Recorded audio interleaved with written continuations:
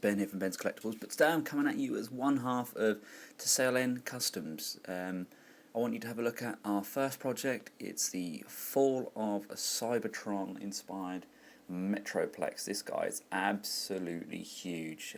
Extremely proud to have been part of this project. I want to hand you over to Lee. He is the artist and pretty much the larger half of the brain behind this guy. He's going to take you through a quick tutorial of some of the paint apps and some of the ways he went about getting this guy to look as good as he does. Over to Lee. Hey, thanks. So to start off, you want to make sure that the paint is going to stick evenly.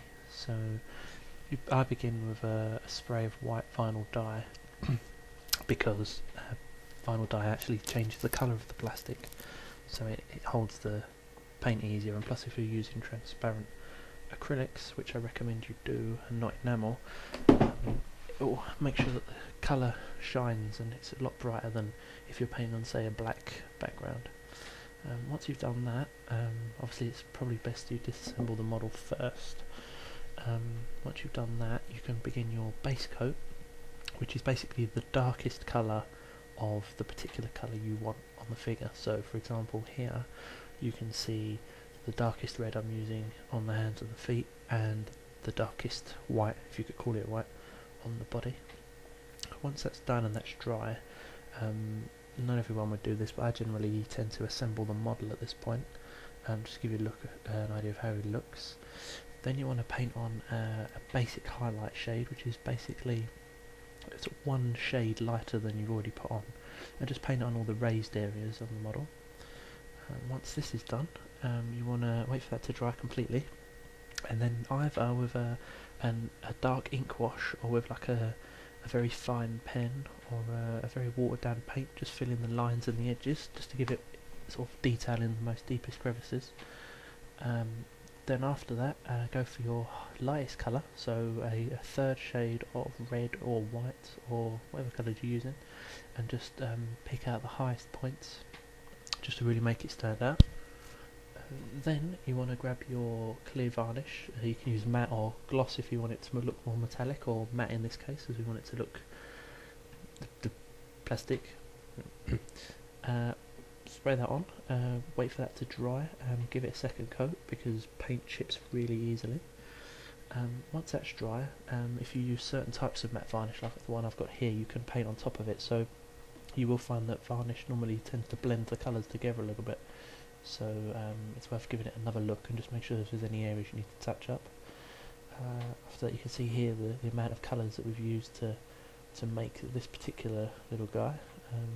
I'd normally advise, if you can, buying the different shades of paint as opposed to mixing them, just because you will always run out of the colour you've mixed and you'll never be able to get the same colour twice, so it's good just to have it there so that you know that you're always going to be able to come back to that colour. Obviously you could do a third and then fourth highlight if you liked, or what's called dry brushing, which you can look up. However, for Transformers, especially G1, I don't tend to put that much detail on because it takes away from the sort of cartoony look of them. And yeah, and he's done. So yeah, I hope that helps. Thanks for that, Lee. As I said, I'm extremely impressed with how this guy came out. This is our first real custom together. We decided to do a large project, completely inspired by the Fall of Cybertron game. We just want to try and tie it in with the release, so somebody else could share in the joy that this was to make. We've got a good swivel ball joint for the head. I love the customised detail on the face. It's awesome. Really like that. We've got a swivel on the arm. The arm does go 360 degrees at the shoulder. We've got a ball jointed elbow. There's also a swivel at the bicep. The hands, these are amazing hands. They're completely articulated. You've got the finger, 3 points in the finger. You've also got a swivel and bend on the wrist. If you can just, can you see that there? Absolutely love these hands. They're Gundam inspired. Very, very good hands. There we go. Just, show you. We've got a swivel at the waist. If you can see in the legs there, we've got the ball jointed thighs. Go down beyond the knee, we've got a knee swivel. So you can hear the whole, kind of just below the knee, the whole shin does move, and there's also a bend at the knee. And I've got ball jointed toes.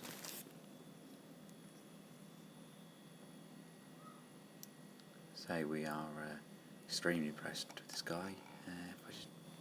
Still got some of the original features, and we've managed to maneuver him so he can still transform.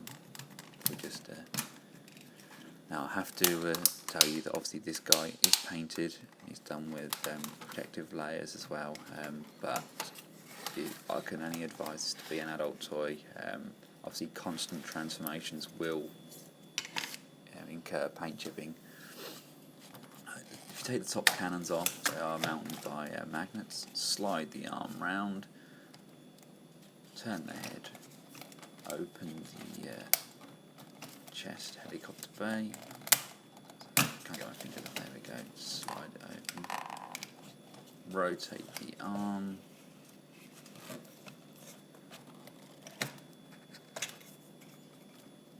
And fold back the tower section of the arm and slide into place.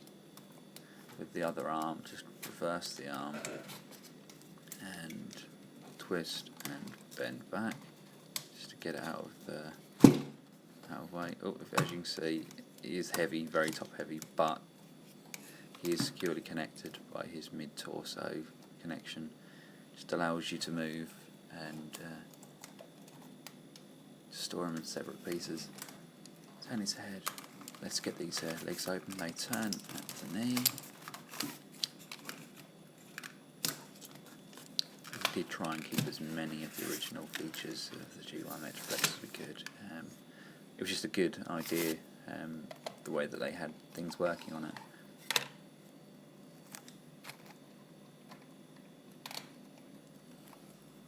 There we go, there's base mode. This is him in tank mode. Basically you can see I've just got the legs folded out into the runway, arms kitted up like huge cannons, and I've had to turn the head round. Love the way the wheels still roll and the detailing he's done on them. He's done an amazing job. And here he is one last time, guys, just in his massive robot mode.